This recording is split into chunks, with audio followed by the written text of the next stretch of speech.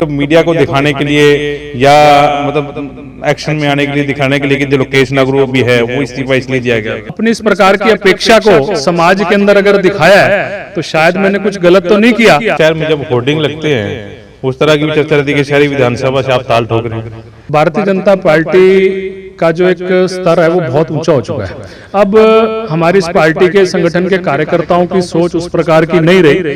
अब हम लोग बहुत ऊपर की सोच रखने वालों में से हो गए हैं। 1480 करोड़ पे आपको लगे दिख रहे हैं कहीं? अंसारी जी के टाइम इतना गार्बेज था ही नहीं। अगर जो गार्बेज होता था वो यहाँ से उठवा के रेलवे लाइन के साथ फेंकवा दिया, नहर के साथ फेंकवा दिया, तो इस प्रकार का काम चलता था। अंदर क्या मतलब घोटाले की बातचीत चलती है कि एक दूसरे में कितना पैसा है, वो बंदरबाड़ चलती है अंदर। उस कॉन्ट्रैक्टर को ऐसा लगता है कि ये मेरे को बिल की उसमें परेशानी आएगी, तो वो कहीं ना कहीं इस प्रकार की बात रखता है। इसमें कुछ हमारे मीडिया कर्मियों की भी गलती रही है।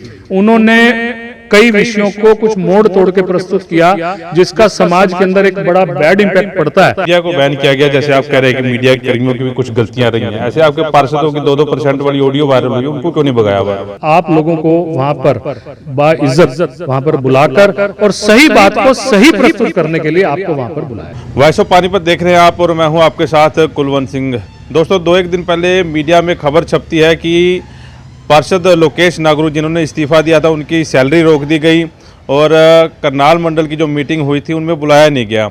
इस सारे मसले को लेकर लोकेश नागरू से भी बातचीत करेंगे, लेकिन उससे पहले आपको बता दें कि आज के समय में भी मीडिया का बैन जो है नगर निगम में जारी है और वो बैन अभी तक नहीं खुला। बातचीत करते हैं लोकेश नागरू से। नागरू साहब, हम तो ये देख रहे थे कि हमारा ही बैन, आपको बैन लगा दिया नगर निगम में। नहीं, देखिए बैन वाली कोई ऐसी बात नहीं है और हाउस मीटिंग में मैं गया भी था और प्रोसीडिंग्स में मेरे सिग्नेचर्स भी हैं, ऐसा नहीं है। लेकिन ये 2 दिन पहले कुछ इस प्रकार की बात आई, मेरे को किसी साथी ने फ़ोन किया, भाई ऐसे ऐसे एक कुछ पार्षदों की एक सूची बनी जो हमारे डिवीज़न कमिश्नर बैठे हैं करनाल में, तो उन्होंने किसी मीटिंग लेनी थी, तो उसके अंदर शायद गलती से मेरा नाम रह गया होगा।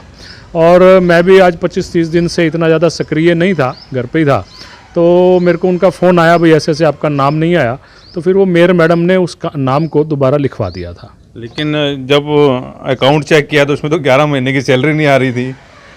देखिए ये भी कोई इतना बड़ा विषय नहीं है, मैंने एक्चुअल में पता नहीं किया और जब से पार्षद बना हूँ तो उस सैलरी को हम लोगों ने कभी इस नज़रिए से नहीं देखा। तो यही सोचा था कि समाज का काम कर रहे हैं तो ये भी समाज के काम में लगे, तो उस दृष्टि से मैंने उसकी तरफ इतने कभी ध्यान नहीं दिया। लेकिन किसी साथी ने वहाँ पता करके बताया, भाई ऐसे ऐसे आपकी सैलरी जो है वो नहीं आ रही, तो वो स्वाभाविक रूप से जब वो इस्तीफे वाला मामला हुआ था तो वो नगर निगम के किसी अधिकारी ने या कर्मचारी ने ये सोचा होगा कि इनका जो इस्तीफ़ा है वो एक्सेप्ट हो जाएगा और अगर हमने इनको सैलरी दे दी तो उसके ऊपर बात आ सकती थी, तो इस विषय को देख के हो सकता है उसने वो सैलरी नहीं भेजी होगी। हो सकता है, लेकिन नागरू साहब लोग कुछ और ही समझ रहे हैं कि राजनीतिक सिस्टम तो नहीं है वो, क्योंकि एक अधिकारी कैसे सैलरी रोक सकता है और ये क्लैरिकल मिस्टेक कैसे हो सकती है कि मेयर ने बाद में नाम लिखवा दिया। देखिए मेरी अभी आज कमिश्नर साहब से भी इस विषय पे चर्चा हुई है। आज मैं गया था, हमारी फाइनेंस कमेटी की एक बैठक थी, तो उसमें मेरी कमिश्नर साहब से बात हुई, तो कमिश्नर साहब ने ये पूछा कि लोकेश जी क्या आपके पास कोई नोटिफिकेशन या कोई इस प्रकार का नोटिस आया? तो मैंने कहा नहीं जी, इस प्रकार का कोई नोटिस नहीं आया। तो फिर उन्होंने कहा भाई ये ऐसा कोई वो नहीं है, आपका इस्तीफ़ा जो है वो पार्टी की तरफ से और हमारे यूएलबी की तरफ से वो उसी टाइम रद्द हो चुका था। लेकिन इस प्रकार का जो काम हुआ है उसके लिए उन्होंने डीएमसी की जिम्मेवारी लगाई है, भाई इनकी जो भी मानदेय राशि है उसको एक बार चेक करके और वो इनके अकाउंट में भिजवाई जाए। अच्छा, क्या लगता है आपको ये सारा ड्रामा या सारा मामला क्यों रचा गया? देखिए मैं इस बारे में कोई इतनी बड़ी बात कहना भी नहीं चाहता और कुछ इतना बड़ा विषय है भी नहीं, ये सब क्लैरिकल है और थोड़ा सा कोई अपना नज़दीकी साथी या कुछ अपना चहेता इस प्रकार का होगा कि जो इस विषय को सोचता होगा कि यार ये बड़े दिन हो गए लोकेश चर्चा में नहीं है, तो इसको चर्चा में लाने के लिए उन्होंने इस प्रकार का विषय उठा दिया। चाहे वो मेरा कोई मीडिया का साथी होगा या कोई मेरा अपना मित्र होगा, भाई अखबार के अंदर ये बात आई, भास्कर के अंदर, भाई लोकेश जी आपकी सैलरी नहीं आ रही और आपका ऐसे ऐसे नाम नहीं है, तो मैंने उनको सुभाष जी को कहा, मैं कहा सुभाष जी कोई इतनी बड़ी बात नहीं है, कोई बात नहीं, नहीं आ रहा तो नाम आ जाएगा। फिर उन्होंने मेरे को क्लियर भी किया कि मेयर मैडम ने कहा है कि वो हमारे से क्लैरिकल मिस्टेक थी, तो वो हमने डलवा दिया है। लेकिन चर्चा तो ये भी है कि शहर में जब होर्डिंग लगते हैं उस तरह की भी चर्चा रहती है कि शहरी विधानसभा से आप ताल ठोक रहे हैं। देखिए, राजनीतिक क्षेत्र के अंदर क्या, आदमी किसी भी क्षेत्र में काम करता हो, उसके अंदर इस प्रकार की भावना होनी चाहिए कि मैं आगे बढ़ूं। और अगर मैंने अपनी इस प्रकार की अपेक्षा को समाज के अंदर अगर दिखाया है तो शायद मैंने कुछ गलत तो नहीं किया, लेकिन मैंने इतना जरूर कहा है कि अगर संगठन या पार्टी या इस पानीपत की जनता मुझे इस लायक समझेगी तो मैं उस कार्य के लिए तैयार हूँ। हमारे मेरे को शायद ये लगता है कि उसी का खामियाजा भुगतना पड़ रहा है आपको। नहीं नहीं, ऐसा नहीं है। देखिए, भारतीय जनता पार्टी का जो एक स्तर है वो बहुत ऊंचा हो चुका है। अब हमारी इस पार्टी के संगठन के कार्यकर्ताओं की सोच उस प्रकार की नहीं रही। अब हम लोग बहुत ऊपर की सोच रखने वालों में से हो गए हैं। पहले क्या था कि पहले हमारे लोगों की सरकारें नहीं थी, पहले ना केंद्र में सरकार थी ना प्रदेशों में सरकार थी। आज माननीय नरेंद्र मोदी जी के कारण आज एक सामान्य और छोटा कार्यकर्ता भी अपने आप को एक बहुत मजबूत कार्यकर्ता समझता है। तो इस प्रकार की सोच अब किसी कार्यकर्ता में नहीं रही। मैं क्वेश्चन कुछ और किया था, आपने जवाब घुमा के नरेंद्र मोदी जी पे ले आए। हाँ जी, मैं ये कह रहा था कि राजनीतिक सिस्टम जो है, होर्डिंग लगने के बाद ये सारा बिगड़ तो नहीं गया काम? क्लैरिकल मिस्टेक हो सकती है कि नाम नहीं आपका मंडल में लिखा गया जो मीटिंग थी, लेकिन सैलरी वाला सिस्टम फिर से वही जुड़ता है कि 11 महीने से सैलरी नहीं आ रही आपकी। मेरे वर्ग का गरीब आदमी होता तो अकाउंट अपना रोज चेक करता है, देखना भी सैलरी आई है कि नहीं आई।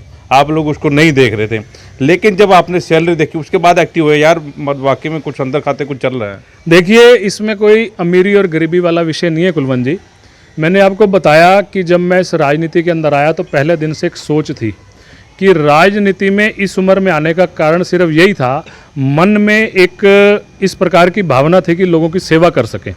और लोगों की सेवा करने के लिए जिस क्षेत्र के अंदर हम लोग आए हैं, और सरकार अगर हमारे को उसका एक मानदेय राशि तय करके देती है, तो मेरे ख्याल, मेरी सोच थी, मैं हर एक का नहीं कहता, मेरी सोच थी कि उस राशि के बगैर भी मेरे घर की रसोई चल सकती है। अगर उस घर की रसोई के लिए मेरे को कार्य करना तो मैं नौकरी भी कर सकता था, मैं अपना व्यापार भी कर सकता था। अगर मैं राजनीतिक क्षेत्र में आया हूं तो वो सेवा भाव से आया हूं, तो उसके लिए एक मानदेय राशि का होना, तो वो भी हमने समाज के लिए काम कर रहे हैं, वो भी समाज के लिए रखी हुई है, तो वो समाज के लिए जानी है। अच्छा, आपके उस पर राजनीतिक कैरियर पे बात करते हैं, ठीक है। आप ताल ठोक रहे हैं और आपको उम्मीद है कि शायद बीजेपी टिकट दे दे, क्योंकि पुराने कार्यकर्ता हैं आप बीजेपी के।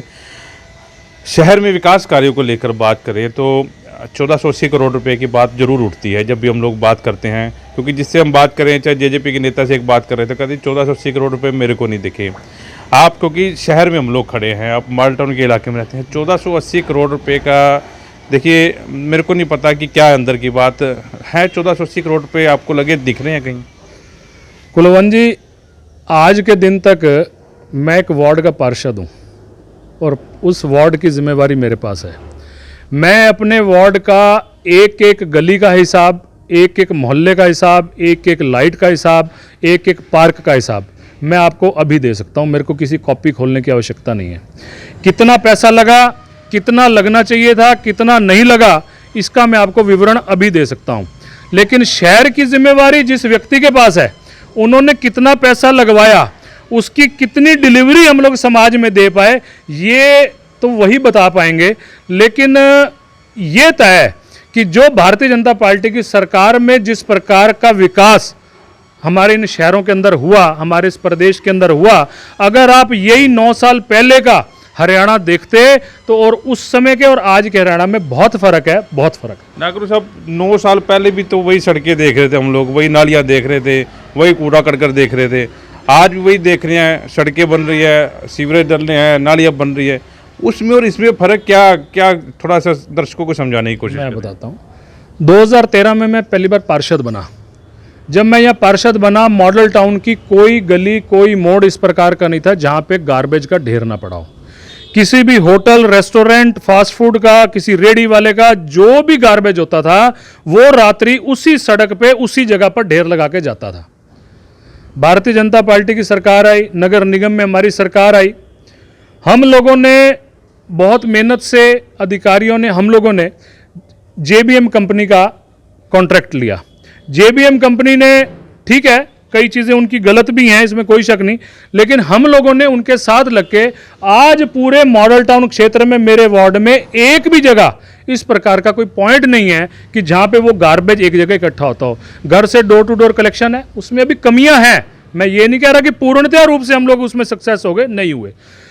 पानीपत मेरे वार्ड के अंदर ऐसा क्षेत्र था जो 50-60 साल से मॉडल टाउन बसा हुआ है। ऐसी गलियां थी जहां पे आज तक सीवरेज लाइन नहीं डली थी, पानी की लाइन नहीं डली थी। आज ईदगाह कॉलोनी जैसी कॉलोनी में जो आज 60 साल से लोग बसे हुए हैं, गरीब लोग हैं, उन्होंने आज तक सोचा नहीं था कि हमारे को भी सीवरेज और पानी की सुविधा मिल पाएगी। आज उन गलियों के अंदर अगर ये सोच रखी तो ये भारतीय जनता पार्टी के कार्यकर्ता ने सोच रखी। अच्छा, थोड़ा ये भी समझाने की कोशिश करें, आपको तो पता है राजनीतिक क्षेत्र में 2013 में क्या रेट था कूड़े का, और जब भारतीय जनता पार्टी की आ गई है, टोटल मिला के कितने करोड़ रुपए का जो है हम लोग पहुंच रहे हैं, कितने करोड़ रुपया हम लोग जो है पे कर रहे हैं, फिर जाके हम माल्टोन की सड़कों से कूड़ा उठा पा रहे हैं। देखिए, जब कोई उदाहरण के तौर पे बता रहा हूँ, जब व्यक्ति कोई नया कार्य करता है, कोई फैक्ट्री लगाता है या कोई दुकान खोलता है, पहले वर्ष के अंदर हम उसका अनुमान नहीं लगा सकते कि इसके अंदर कितना पैसा लगेगा, कितना खर्चा आएगा और कितना उसका काम सही रहेगा। पहला वर्ष, द्वितीय वर्ष और तृतीय वर्ष, 3 साल देखने के बाद आदमी को लगता है कि इसकी हमने क्या आउटपुट लेके आए। जब 2013 में हम लोग पार्षद बने तो अंसारी जी के पास ये ठेका होता था। ठीक है, मैं मान गया कि उस कॉन्ट्रैक्ट का जो खर्चा था वो बहुत कम था, लेकिन वो लोग कूड़ा उठाकर कहाँ डालते थे, कितना उठाते थे, वो भी हमारे को पता है। आज एक फ़ोन के ऊपर हम अपने सुपरवाइज़र को फ़ोन करते हैं, वो सुपरवाइज़र वहाँ से उस कूड़े को उठवा के कहाँ लेके जाता है, वो भी हमारे को पता है।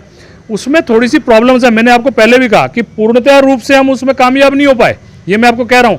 अभी वो खर्चा भी ज़्यादा है, उस खर्चे को भी सीमित करना है। माननीय मुख्यमंत्री जी से सारे पार्षदों की मीटिंग हुई, उसमें हम लोगों ने बात भी रखी, भाई ये खर्चा बहुत ज़्यादा पड़ रहा है। लेकिन अब आने वाले टाइम में जब ये सारे के सारे पॉइंट आपके गन्नौर के अंदर शिफ्ट हो जाएंगे, वहाँ उस प्लांट के अंदर जाएंगे, तब ये खर्चा बहुत कम हो जाएगा। अब JBM का भी रेट कम हो जाएगा, क्योंकि ये एक एग्रीमेंट में था। पहले उनका रेट ज़्यादा था, अब वो रेट कम हो जाएगा। अब लोगों को इस प्रकार की मुश्किलों का सामना नहीं करना। नागुर साहब, 2013 में क्या रेट था, आज क्या रेट है, मैं तो उसकी बात कर रहा हूँ कि अंसारी के पास ठेका था, ठीक है, जितना आप बताएंगे आपके मुंह से सुनेंगे कितने लाख का ठेका था, और आज की डेट में कितना ठेका है। चलो, अंसारी ने काम नहीं किया होगा, आपकी सरकार आई, आपने बढ़िया काम किया, JBM लेके आए, कि कितने करोड़ का ठेका, मैं वो थोड़ा सा वो समझाने की कोशिश करें, कोई अंदर की बात नहीं। देखिए, जब 2013 में अंसारी जी के पास कॉन्ट्रैक्ट था ना, वो एक शहर सीमित था। उनका लगभग 50 से 60 लाख रुपए प्रत्येक माह का उनका ये कॉन्ट्रैक्ट था, और उस शहर के कुछ ही वार्ड थे, पूरा नगर निगम नहीं था, क्योंकि नगर निगम बना 2013 में बना। उसके बाद जब हम लोगों ने, हमारी सरकार ने JBM के साथ कॉन्ट्रैक्ट किया, उसके बाद लगभग 1.5 विधानसभा, पानीपत शहरी पूरी, ग्रामीण की आधी से ज़्यादा, ये पूरी 1.5 विधानसभा उस कॉन्ट्रैक्ट के अंदर आई। और सबसे बड़ी बात क्या थी कि पानीपत शहरी विधानसभा तो उन्होंने संभाल ली, क्योंकि वो तो आसान था, पढ़े लिखे लोग और इस प्रकार के लोग थे, चाहे वो हुड्डा का मामला हो, चाहे वो मॉडल टाउन का मामला हो, चाहे विराटनगर, इस प्रकार की कॉलोनियाँ थी जहाँ पर उन्होंने लगभग थोड़ा बहुत संभाल लिया। अब प्रश्न ये उठता है कि खर्चा क्यों ज़्यादा पड़ा। खर्चा इसलिए ज़्यादा पड़ा, पानीपत के इंडस्ट्रियल टाउन होने के कारण जितनी भी उस इंडस्ट्री की लेबर है वो पानीपत ग्रामीण विधानसभा में बैठी है, वो छोटी छोटी कॉलोनीज में बैठी है। जो लोग पढ़े लिखे ना होने के कारण वो इतने अवेयर नहीं है, उन्होंने जितनी भी गार्बेज है वो अपने घर के पास फेंक देनी, अपनी गली में फेंक देनी। उसके लिए जब ये JBM को उस मुश्किलों का सामना करना पड़ा, तो तब पता लगा कि ये खर्चा, ये कॉन्ट्रैक्ट जो हुआ, ये बहुत महंगा हो गया। वास्तव में मैं आपके माध्यम से बिल्कुल श्योर हूं कि वो कॉन्ट्रैक्ट महंगा हुआ, इतना अंदेशा नहीं था। अंसारी जी के टाइम इतना गार्बेज था ही नहीं। अगर जो गार्बेज होता था वो यहाँ से उठवा के रेलवे लाइन के साथ फिकवा दिया, नहर के साथ फिकवा दिया, तो इस प्रकार का काम चलता था। आज उसको वहाँ से गार्बेज को उठवा के और उस पॉइंट तक लेके जाना, तो ये सारे खर्चे मिलाते हुए आज वो लगभग मेरे हिसाब से 2.5 से 3 करोड़ रुपए का खर्चा प्रत्येक माह का हमारा आ रहा है। टोटल कितना खर्चा आ रहा है? नगर निगम कर्मचारी, नाला गैंग, ये जोड़, तो अप्रोक्सीमेट 5-6 करोड़ रुपए का जो है सिस्टम है। आज आपने विषय मेरे इस्तीफे से लेकर ना बहुत लंबा कर दिया, लगता है कई दिनों बाद आपने मेरे को पकड़ा है। जो बाकी खर्चा है, कुलवंत जी, पानीपत नगर निगम के पास सफाई कर्मचारी बड़े लिमिटेड थे। मॉडल टाउन एक पॉश इलाका है, पुराने विधायक भी यहाँ रहे हैं, एमपी साहब भी यहाँ हैं, नए विधायक भी यहाँ हैं, तो वो स्वाभाविक रूप से यहाँ पे सफाई कर्मचारी 2 3 4 फालतू मिलते थे। लगभग यहाँ पे 20-22 की टीम होती थी। लेकिन मैं पूरे पानीपत की बात करूँ, पूरे नगर निगम की बात करूँ, तो ऐसे ऐसे वार्ड हैं जहाँ पे केवल मात्र 2 कर्मचारी थे। आज उन वार्डों के अंदर 20-20, 22-22 कर्मचारी हैं, 25 कर्मचारी हैं, और वास्तव में तो हम लोगों ने 45 कर्मचारियों की बात कही थी। आज मॉडल टाउन में 48 कर्मचारी काम कर रहे हैं, दूसरे वार्ड्स में भी काम कर रहे हैं। तो जब ये इस प्रकार की व्यवस्था बढ़ी तो स्वाभाविक रूप से उनका उस हिसाब से खर्चा भी बढ़ेगा। तो आज अगर पानीपत नगर निगम को उसका सामना करना पड़ रहा है तो धीरे धीरे नगर निगम भी उसके अंदर कोई ना कोई अपने सोर्स ऑफ इनकम्स बढ़ाएगा धीरे धीरे, और उसको हम कामयाब करेंगे। अच्छा, इस्तीफे की चलो आपने याद करवा दी, उसी पे आता हूँ दोबारा। कांग्रेस वाले ये कह रहे हैं कि लोकेश नागू ने अगर इस्तीफा दे दिया था, जिस बात को लेकर दिया था, वो काम तो फिर भी हुआ, ना किसी की गिरफ्तारी हुई, ना कोई अधिकारी सस्पेंड हुआ, और सिर्फ मीडिया को दिखाने के लिए या मतलब एक्शन में आने के लिए, दिखाने के लिए कि लोकेश नागरू भी है, वो इस्तीफा इसलिए दिया गया था। वास्तव में ना मेरी किसी के साथ कोई दुश्मनी थी, ना मेरी खुंदक थी। मैंने सिर्फ और सिर्फ केवल मात्र ये इस्तीफ़ा अपने शहरवासियों, अपने वार्ड वासियों को, जो लोग परेशान थे, उनकी परेशानी यहाँ के जनप्रतिनिधियों के बीच में जा चुकी थी, लेकिन कोई चर्चा या कोई उसके ऊपर कोई कार्य नहीं हो रहा था। वो इस्तीफ़ा देने का कारण केवल मात्र यही था कि मेरी ये बात एक बार चंडीगढ़ तक, माननीय मुख्यमंत्री जी तक, या जो उससे संबंधित जो हमारे नेता है वहाँ तक जा सके, और वो निश्चित रूप से गई भी। और माननीय मुख्यमंत्री जी ने पूछा भी क्या कारण है, तो मैंने उनको छोटी छोटी बातों के ऊपर अवगत करवाया। मैंने कहा नगर निगम के 3 कार्यालय हैं। ताऊ देवीलाल कॉम्प्लेक्स में कार्यालय है, नीचे अलग है, ऊपर अलग है। पालिका बाजार में नीचे कार्यालय अलग है, ऊपर अलग है, और साइड पे अलग है। और फिर कुछ कमिश्नर ऐसे आ जाते हैं जो अपने निवास स्थान पे भी कार्यालय बना देते हैं। तो ये एक भ्रष्टाचार का एक मेन अड्डा बना हुआ है। एक साधारण व्यक्ति को अपनी फाइल पास करवाने के लिए ताऊ देवीलाल में जाएगा, वहाँ से वो फाइल उठा के वो उधर जाएगा, कमिश्नर साहब नहीं मिलेंगे, वो कोठी मिलेंगे, वो वहाँ जाएगा। तो इन सारी चीज़ों की चर्चा करने के बाद माननीय मुख्यमंत्री जी ने एग्रो मॉल में नगर निगम का कार्यालय वहाँ पर जाए, इस प्रकार की व्यवस्था में हमारा साथ दिया। और उन्होंने उसी समय director of urban local body को कहा कि ये जो एग्रो मॉल है ये नगर निगम के कार्यालय के लिए आप लोग दीजिए। और उसकी पेमेंट की बात आई, तब माननीय मुख्यमंत्री जी ने सभी पार्षदों के बीच में उस डायरेक्टर को कहा कि अर्बन लोकल बॉडी को हरियाणा सरकार ये गिफ्ट करेगी और ये कार्यालय वहाँ पर जाएगा। अच्छा, इसी के बाद फिर पार्षदों ने और मेयर ने मीटिंग करके भी लोकेश नागरू का इस्तीफा सीएम तक पहुंच गया। सीएम ने पूछ लिया कि मीडिया को बैन कर दो। आपने तो अपना तो काम चला दिया, लेकिन मीडिया को बैन करवा दिया। इसी चक्कर में बैन हुआ मीडिया। कुलवंत, उसकी चर्चा कभी हुई है कि मीडिया को खोला जाए?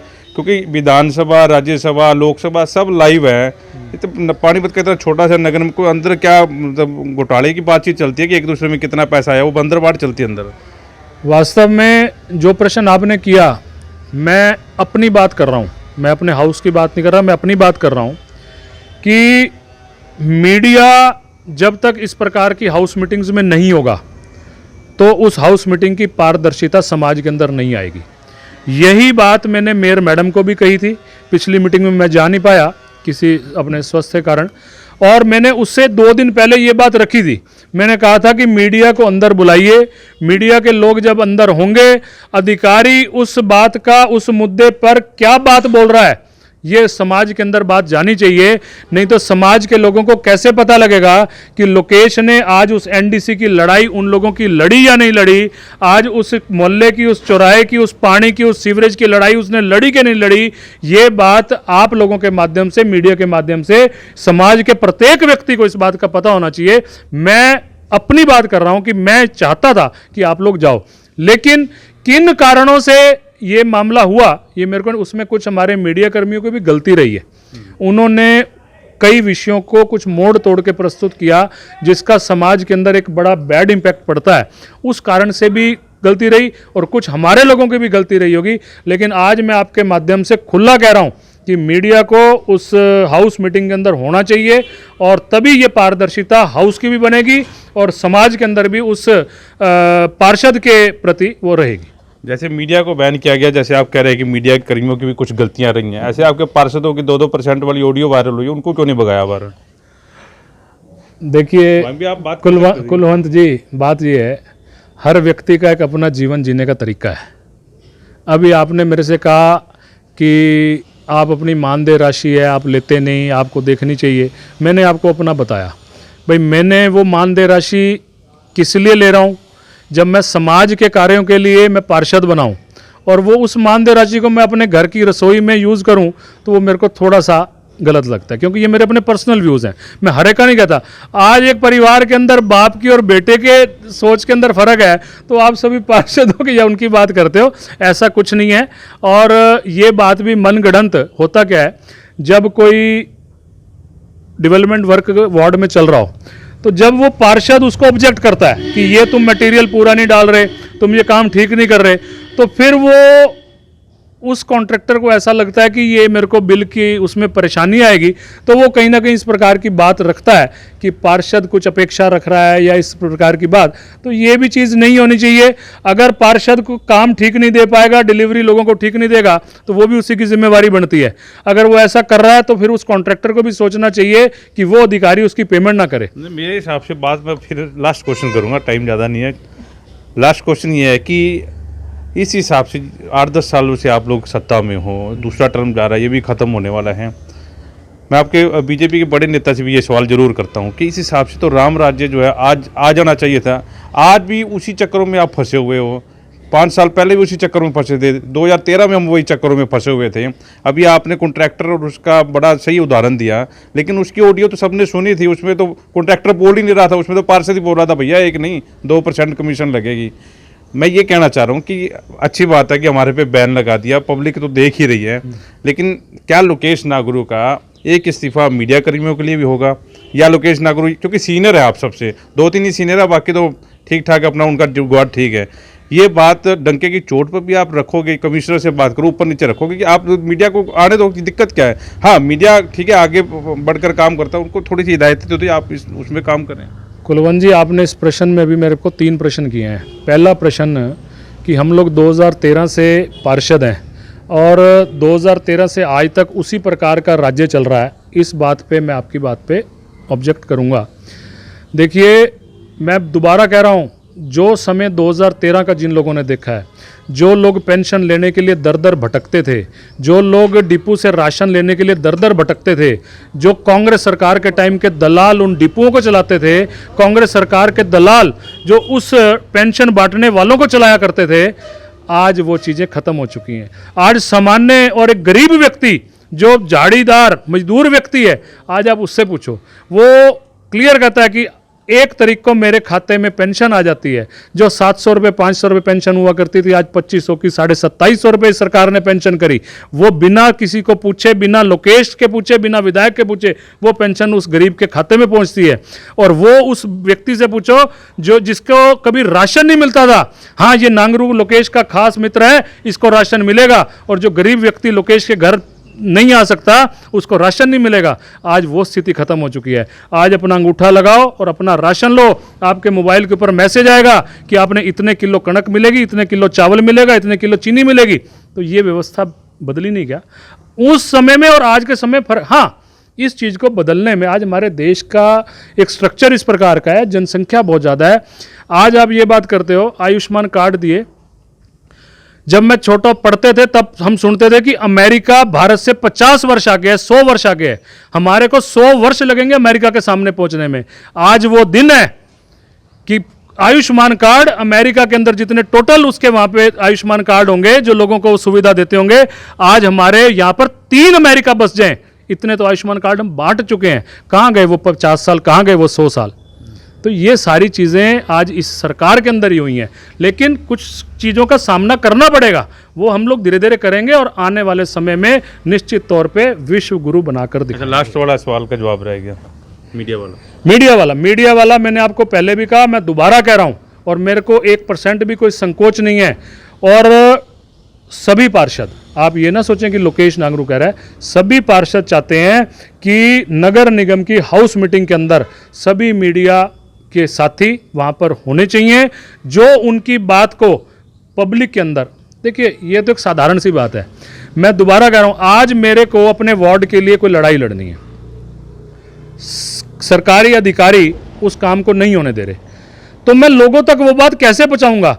ये तो वास्तविकता है कि जब मीडिया के लोग बीच में आएंगे, वो लोग उस सही खबर को सही भेजेंगे, तो निश्चित तौर पे उसमें पब्लिक का भी फायदा है, उस पार्षद का भी है और उस अधिकारी का भी है। तो मैं 100% अपने सभी पार्षद साथियों से ये बात रखूंगा, मेरे मैडम से भी रखूंगा, कि आप लोगों को वहाँ पर बाइज्जत वहाँ पर बुलाकर और सही बात को सही प्रस्तुत करने के लिए आपको वहाँ पर बुलाया जाए। चलिए, इंतजार रहेगा। इस इंटरव्यू को आप सुन रहे हैं, देख रहे हैं, राय जरूर दें। नमस्कार।